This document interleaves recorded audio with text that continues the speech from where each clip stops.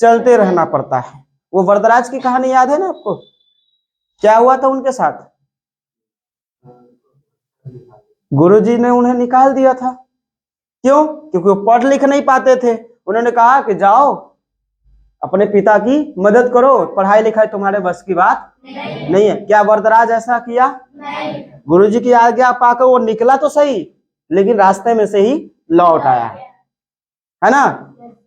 रास्ते में से ही लौट आया। शाम का फिर से गुरुजी से मिला, प्रणाम किया उनको। गुरुजी कहे अरे तुम्हें तो मैंने घर पे भेजा था, तुम वापस क्यों आ गए? कहा गुरुजी हम घर नहीं गए, हम रास्ते में से ही आ गए।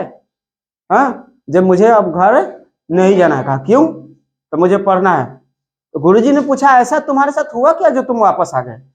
उसने कहा गुरुजी आपने चना कुछ दिए थे मुझे खाने के लिए, दोपहर का समय था, गर्मी बहुत लग रही थी, भूख प्यास भी लगी थी। एक कुआं देखकर पेड़ की छांव के नीचे बैठकर मैं क्या करने लगा? चना खाने लगा। और इन चना खाने के क्रम में क्या हुआ कि मुझे प्यास लगी, और जब मैं कुआं पे पानी भरने गया तो मैंने देखा कि कोमल रस्सी से घीस घीस कर क्या हो गया, उसका जो है उसका जो भिंड है वो क्या हो गया, पत्थर को क्या कर रखा है, वो गड्ढा कर रखा है घीस घीस कर। तो मेरे दिमाग में एक युक्ति आई कि अगर ये कोमल रस्सी बार बार घिसने से पत्थर में भी गड्ढा कर सकती है, तो बार बार पढ़ने से मुझे पढ़ना लिखना नहीं आ सकता। और मैं यही सोच को वापस आ गया हूं। मैं अब जी तोड़ मेहनत करूंगा और मैं वो बन के दिखाऊंगा जैसा आप चाहते हैं, और आप जो कहेंगे मैं वो करूंगा, है ना?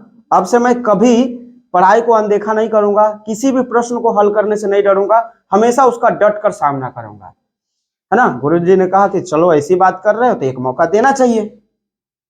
और उन्होंने एक मौका दिया, और क्या की हुआ, वरदराज ने इतिहास रच दिया, एक महान विद्वान हुआ वहां से। जो पहाड़ जैसा जो सिलेबस उसको लगता था, प्रश्न लगता था, वो ऐसे ऐसे वो सॉल्व करना शुरू कर दिया। किसके कारण?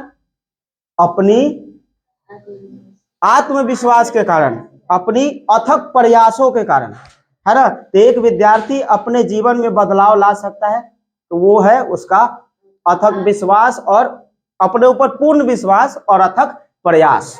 यानी उसे निरंतर आगे बढ़ते रहना पड़ेगा, और हमेशा कुछ ऐसा करना होगा जो उसे हमेशा उससे सबसे अलग बनाए।